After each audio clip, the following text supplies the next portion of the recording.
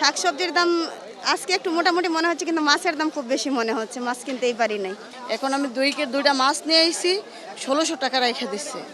এটা কোনো হয়? মানুষের একটু কমতিতে হলে ভালো। দেশি নদীর মাছগুলোর দাম অনেক বেশি, আর চাষের মাছ খেয়ে অভ্যস্ত না তো। আমাদের জন্য মধ্যবিত্ত পুরেই শেষ। বাজার খাওয়ার মতো অবস্থা নাই ওনকা। কাঁচা বাজার তো অনেক এক্সপেন্সিভ হয়ে গেছে। শাকসবজির দাম আজকে একটু মোটামুটি মনে হচ্ছে, কিন্তু মাছের দাম খুব বেশি মনে হচ্ছে। মাছ কিনতেই পারি নাই। আর শাকসবজিও মোটামুটি বলা যায় না, এখন থেকে 15 দিন আগে যা ছিল এখন তো মনে হচ্ছে অনেক বেশি দামগুলা। না না, এটাই পাওয়াই যাচ্ছে না। শাকগুলা 10 টাকা করে যে শাক হয়তো, এইগুলাও আজকে 20 টাকা আটি।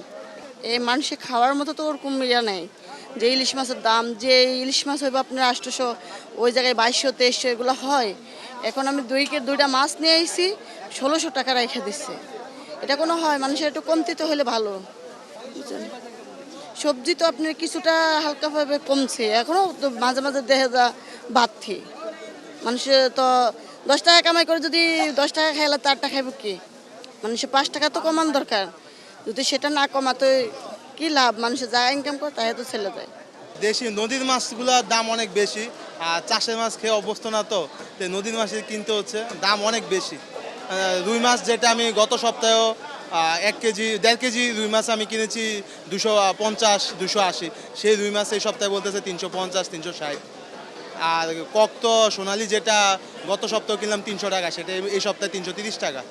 তো সব কিছুর দামই বেশি করতেছে। দাম অনেক বেশি আগের থেকে। এখন ক্রয় করা আমাদের জন্য অনেক অনেক কষ্ট হয়ে যেতেছে। আমাদের জন্য মধ্যবিত্ত পুরেই শেষ।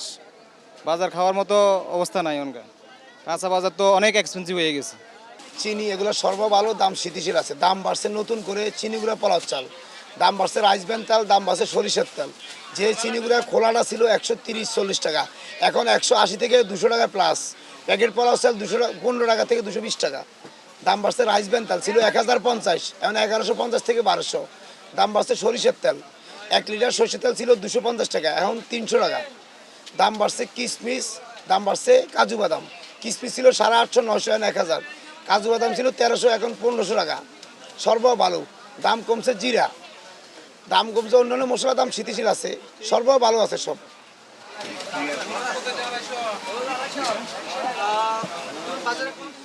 কোনো বাজারে নিত্য পণ্যের কোনো সংকট নাই।